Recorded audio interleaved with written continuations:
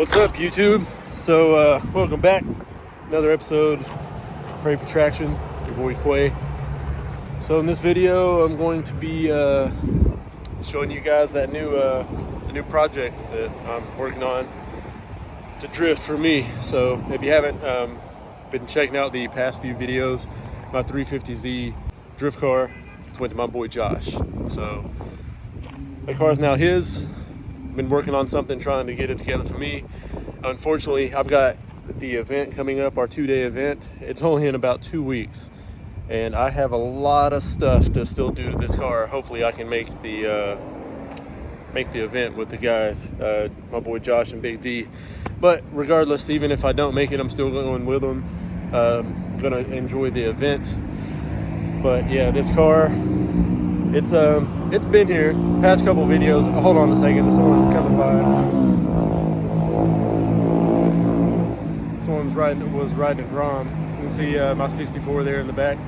If you've been following for that build, as you can see, I was driving it. So I'll give you guys some updates on that shortly. But this video is all about the new ride that I've been working on, and it's been in the background to the videos that I've been filming for you guys the past couple times. I've been trying not to give it away, trying to like film in angles to where like you couldn't look in the pane of a different car and like see the reflection and all of that stuff. But I guess without further ado, let me let's show you guys the car. Here she is.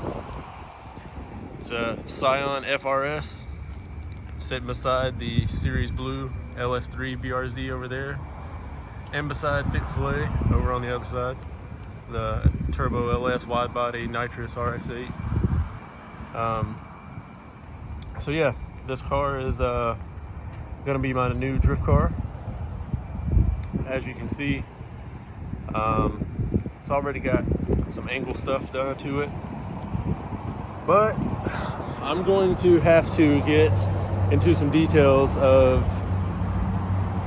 what exactly I'm having to do to this car. It does have to do with the angle that's on it, and there's a lot of work to be done in a very short amount of time. And quite frankly, I'm a little scared of missing the deadline. But what I need to do is I need to get this car back to the shop at the house. I need to get it up in the air, pull the wheels off of it, and then I'll show you guys what's going on with it and what we need to do. Back to showing you guys around the car. Let's get the hood open. You know me, pray for traction, right? That's right, another LS3 swap. So now I have two of them. And yeah, you did see this. And I know what you're thinking. It looks really similar to the Nitrous that's in Thick Filet, but it's not actually. See if I can get this key fob to work. So yeah, this sub's coming out. I don't need subs and all that stuff in a drift car, but there's the Nitrous. I'm going to be doing stuff with the interior. This is going to be 100% a beater drift car. It's still got full most interior inside. I need to get a different steering wheel because that's not going to be good for drifting, that flat bottom. Need to get a hydro brake, all of the good drift goodies. But yeah, ultimately this is literally just a trash toy car that is going to be like the 350 was when I told you, my boy Josh, this is his car now. And as you can see, drift cars serve a purpose. So basically, they're just a drift in. They're toys, they're machines. It's my boy Josh's WRX. But yeah, anyway, this car is the same way. So this is strictly just for drifting. I don't care what it looks like. I don't care anything about it as long as it functions. But with that being said, I am going to try to like do some funky stuff to it. Like, I don't know. Let me Let me know down in the comments what you guys think. Like, should I do like a crazy chassis mounted wing, like a giant one back here, or just like maybe a Rocket Bunny duckbill? Because the Series Blue BRZ, I don't do a whole lot with that because, you know, it's one of 500 that was made. So outside of taking that one to shows and all that stuff, I don't really beat on it. I don't want to change anything about it because of it being limited production. But this car, I don't care. So this is an open book. Whatever you guys want to do, give me some ideas, and yeah, let's make it happen. But for now, we need to get it back to the house, and let's get this thing ready for the event if possible.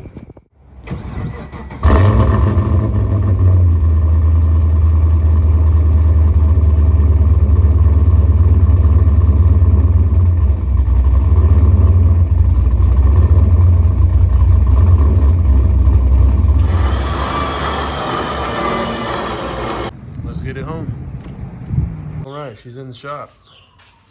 You can see the exhaust wrap.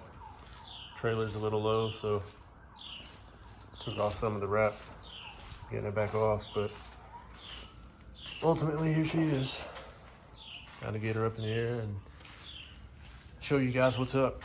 All right guys, so on the car, we're gonna show you what's up with all of the angle. So let's get this thing up there, get the wheels off of it, and I'm going to show you exactly why this Wisefab kit is not working. We definitely need to get some new lug nuts. These things look like soda cans, crushed aluminum. Alright guys, so now we got the wheel off. You can see the Wisefab angle kit going up under the car.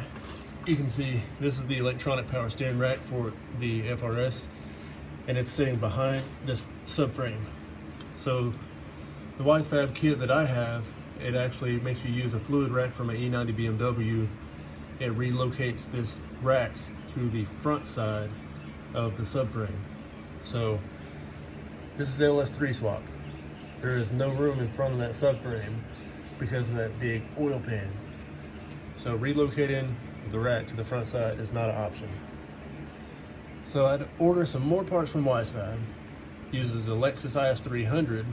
What it does is it cuts the inside of the subframe out, you re-weld a whole bunch of stuff, and it basically moves the fluid rack to the inside. So it does away with this, moves it to the front, and that makes it to where the rest of all of this stuff works. Currently, right now, the steering binds up with this, so that's not going to work.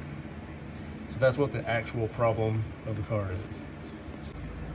Alright guys, so if you're lost, you're looking at the subframe from the front side. That little doodad right there is a motor mount, and we're going to end up having to cut one of the motor mounts off the subframe to modify it for that fluid rack.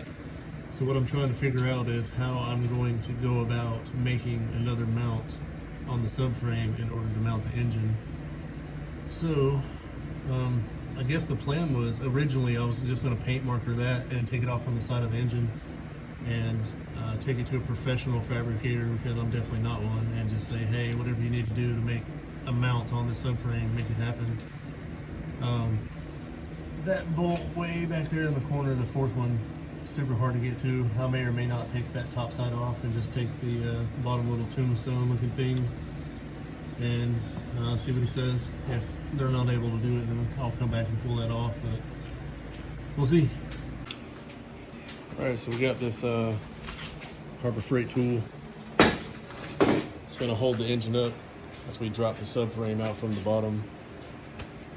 Alright, so far, kind of hard to see, but we got the lower control arm disassembled. Alright, Big D, this is movie magic right here.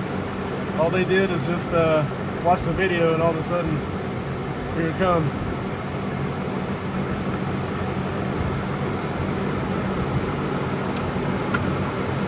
One, two, three. Alright, so this is the subframe that I took out of the car, and it still has the electronic power steering rack on it, and it's still got the engine mounts for my my swap. This is the rack that I bought to do all the work on outside the car, and as you can see, ultimately the driver's side is cut out for that on the motor mount. So on the driver's side motor mount, where it gets cut off, I'm going to need a way to mount the engine on there. So it's going to have to be custom. I'm not really sure what you'd have to do, but basically just weld me on a way to be able to mount the engine mount back on. Alright, so here's the first official trial. As you can see, that's the stock motor mount, and this is the modified one because of the cutout for the subframe. So I'm taking the welding jig off of it now, and we'll see what happens. Good view of it.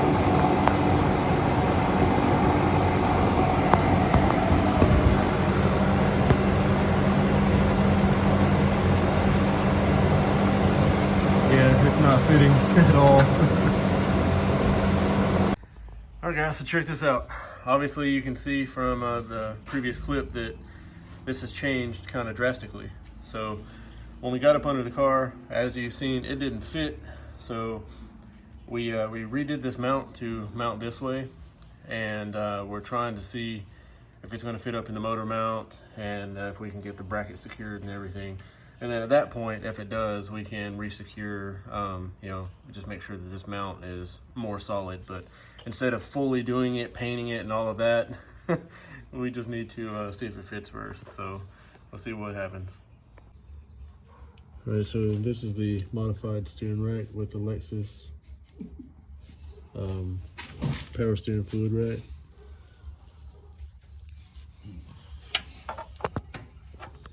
This is the piece, the adapter.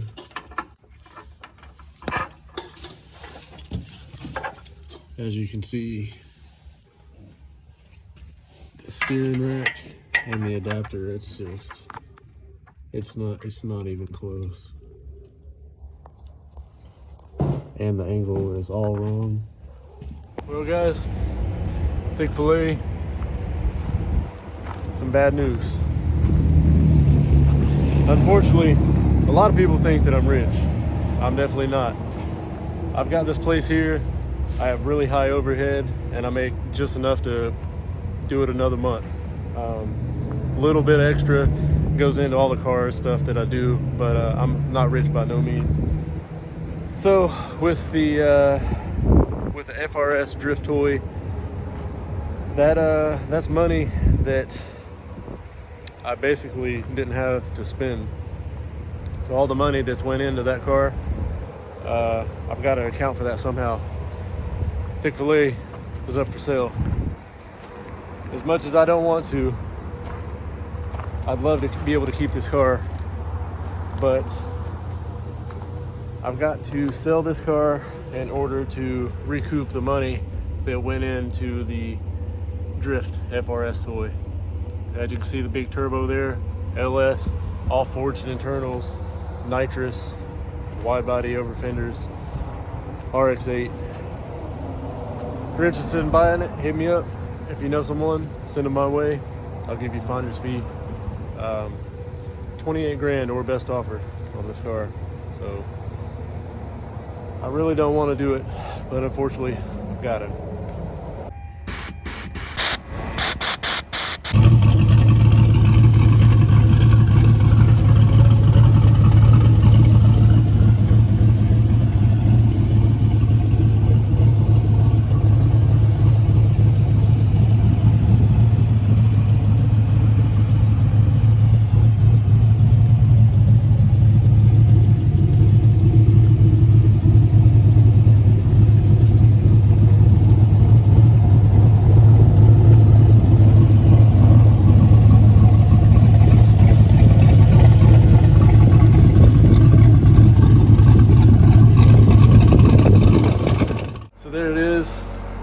Gotta stop the video at some point, guys, because I can't make a reveal video and then have me fixing everything problem after problem until it's done, because it'll take forever to get it out to you guys.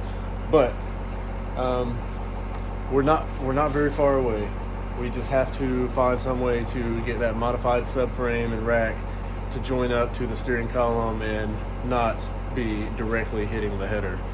So solving that problem, then get to put on the tie rods, all the extra Wisefab stuff, then should be able to take it out and test it. So thanks for sticking with us, guys. Peace.